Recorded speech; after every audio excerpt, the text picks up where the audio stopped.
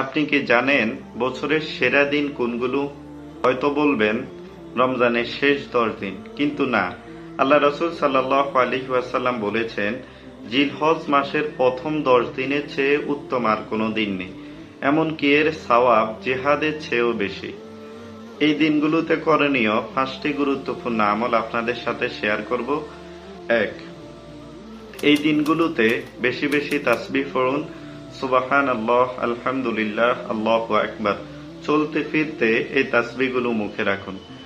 2, সম্ভব হলে এই 9 দিন রোজা রাখুন, বিশেষ করে 9 জিলহজ আরাফাতের দিনের রোজা, যা আপনার আগে পরের 1 বছরের গুনাহ মাফ করে দেয়।